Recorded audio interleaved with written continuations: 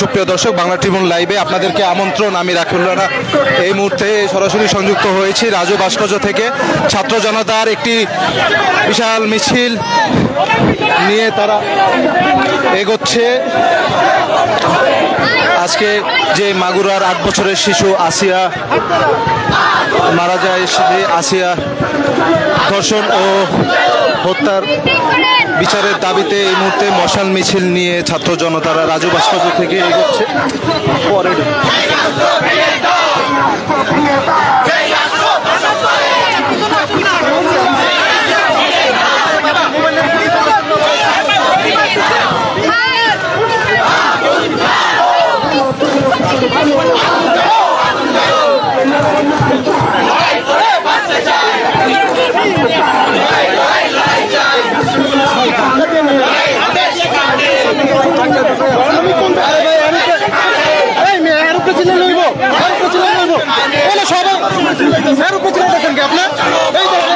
Mobile না খুলে গেছে, দেখছেন?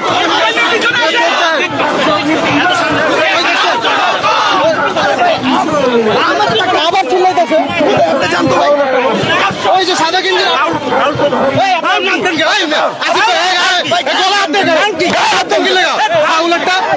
কত সাহস হয় গা আবার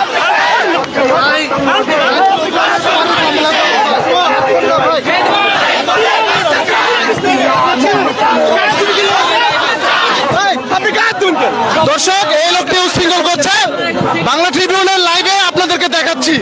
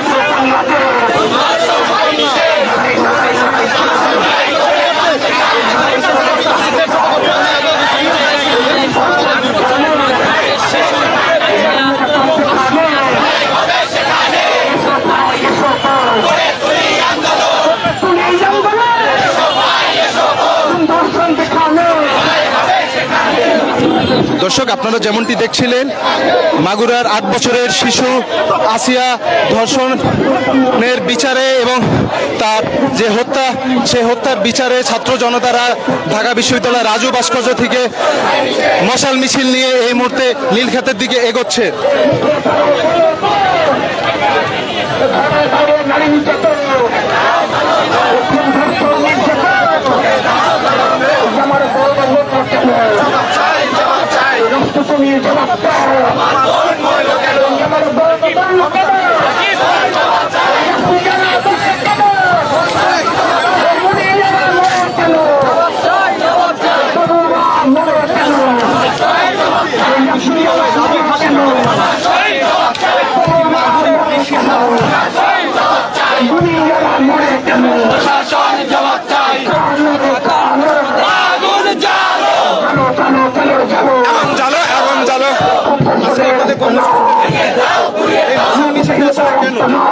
আমার বোন আছে আজকের মৃত্যুতে আমাদের এই মশাল মিছিল।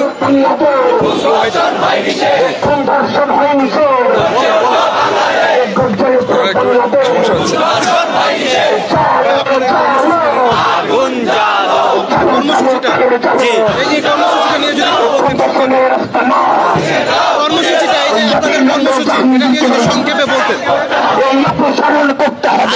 মূল্যকালে এটা প্রশাসন জবাব এই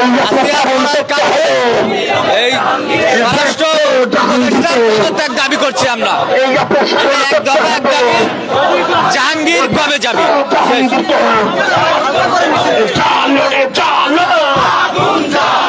চলো চলো চলো চলো এখন ধর্ষণ হয়নি সে ঘটছে বাংলাদেশ এখন ধর্ষণ হয়নি সে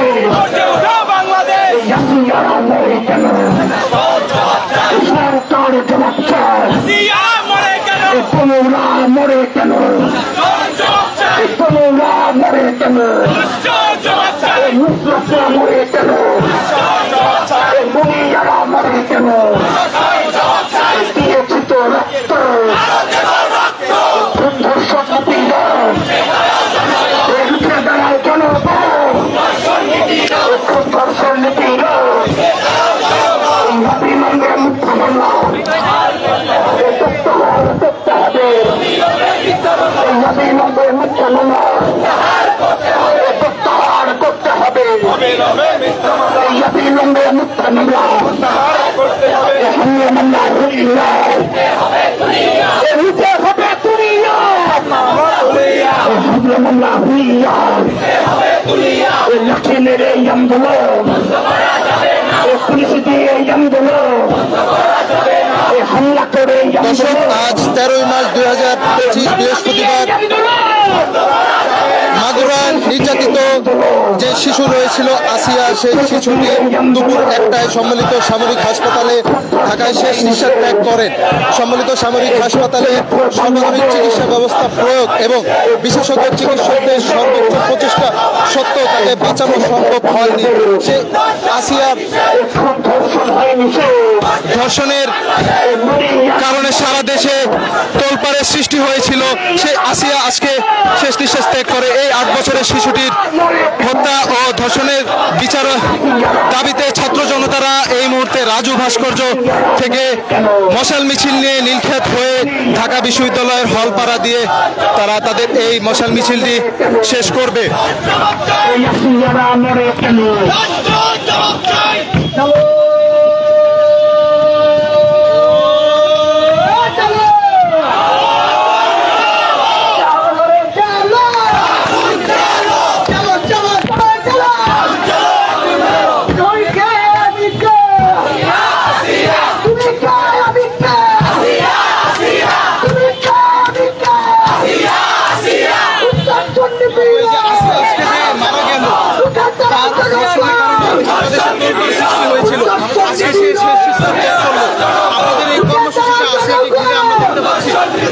বিস্তারিত বলতে আপনারা দেখছেন যে সারা দেশেই যে ধর্ষণ এবং নিপীড়ন একটার পর একটা চলছে এবং আমরা দেখলাম যে আসিয়ার সর্বশেষ ঘটনাটা, এখানে মাগুরার যে ঘটনা 8 বছরের একটা শিশু, তাকে কি নৃশংস কি বর্বর কি নিষ্ঠুর ভাবে ধর্ষণ করা হয়েছে এবং তার উপরে যে নির্যাতন অত্যাচার হয়েছে, আসলে সে মানে বেঁচে থাকবার কোনো কথাই না, মারা যাওয়াটাই স্বাভাবিক ছিল।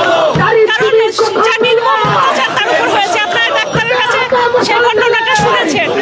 আমরা তার প্রতিবাদে আন্দোলন করছিলাম। সারা দেশে সমস্ত ধর্ষণ নিপীড়নের বিরুদ্ধে আমাদের আন্দোলন জারি আছে এবং আজকে তো আসিয়া মারা গেল, সে খবরটাও আমরা পেয়েছি। আমরা অবিলম্বে এই যে শুধুমাত্র রাষ্ট্রের পক্ষ থেকে আমরা দেখছি যে শোক প্রকাশ করেছে, শুধুমাত্র শোক প্রকাশ সেটা আমরা দেখতে চাই না, আমরা দৃষ্টান্তমূলক শাস্তি দেখতে চাই। দর্শক, এই মুহূর্তে ভিসি চত্বরে মশাল মিছিল নিয়ে ছাত্র জনতারা এগিয়ে যাচ্ছে প্রতিবাদ করতে। তারা আসিয়া যে গেল এরকম আরো প্রাণ যেন ঝরে না পড়ে সেই প্রতিবাদে এবং যে ধর্ষণকারী তাদের বিচারের আওতায় আনা এই ছাত্র জনতার আজকের এই মশাল মিছিল কর্মসূচি।